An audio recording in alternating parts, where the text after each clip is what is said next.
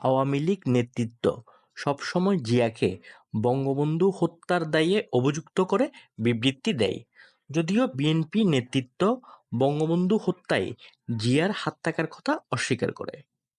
শেখ হাসিনার ভাষ্যমতে ৭১ পরবর্তী সময়ে জিয়া খালেদা দম্পতি প্রায়ই তাদের ধানমন্ডির ৩২ নম্বর বাড়িতে আসতেন।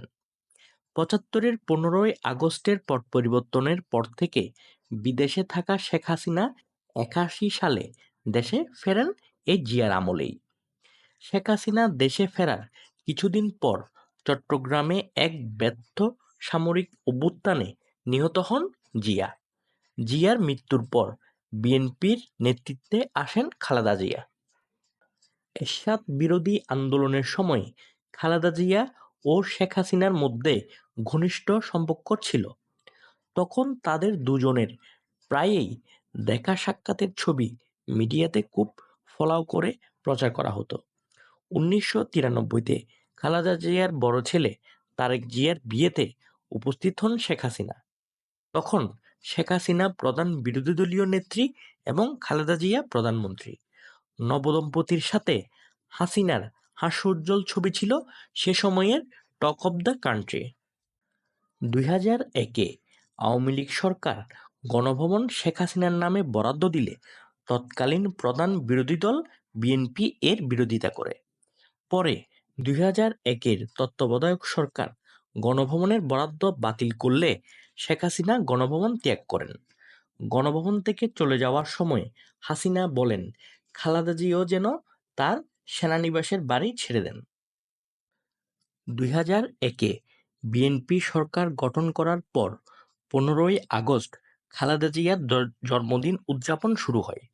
শেখ হাসিনা বলেন, খালেদা জিয়া যখন ১৫ই আগস্ট তার জন্মদিনের কেক কাটেন, তখন তার কেক কাটার ছুরিটা আমার বুকে বাধে। ২০০৪ সালের ২১শে আগস্ট তৎকালীন প্রধান বিরোধীদলীয় নেত্রী শেখ হাসিনার উপরে গ্রেনেড হামলা হয়। হাসিনা ও তার দল এই হামলার জন্য তৎকালীন প্রধানমন্ত্রী খালেদা জিয়ার বড় ছেলে তারেক রহমানকে দায়ী করে। ২০০৬-এ তত্ত্বাবধায়ক সরকার ইস্যুতে খালেদা ও হাসিনার তিক্ততা চরমে পৌঁছায়। ২০০৯ সালে শেখ হাসিনার স্বামী পরমাণু বিজ্ঞানী ওয়াজেদ মিয়া মারা গেলে খালেদা জিয়া শেখ হাসিনার সাথে দেখা করতে যান। ২০১০-এ কোর্টের আদেশে খালেদা জিয়াকে তার সেনানিবাসের বাড়ি থেকে উচ্ছেদ করা হয়। তখন ক্ষমতায় শেখ হাসিনা। ২০১৩-এর ২৬শে অক্টোবর শেখ হাসিনা ফোন করেন খালেদা জিয়াকে।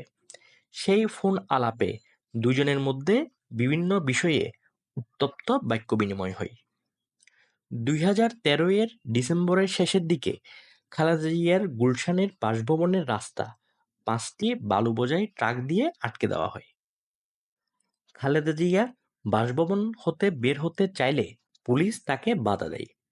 পুলিশকে উদ্দেশ্য করে খালেদা জিয়ার মন্তব্য, বাড়ি কোথায় গোপালী, সে সময় বেশ আলোচনার জন্ম দিয়েছিল। ২০১৫-এর ২৪শে জানুয়ারি আরাফাত রহমান কোকোর মৃত্যুর পর শেখ হাসিনা দেখা করতে খালেদা জিয়ার গুলশানের বাসভবন ফিরোজায় যান। কিন্তু ফিরোজার গেটের সামনে ৩ মিনিট দাঁড়িয়ে থাকলেও সেদিন ফিরোজার গেট খোলা হয়নি। পরে শেখ হাসিনা চলে আসেন।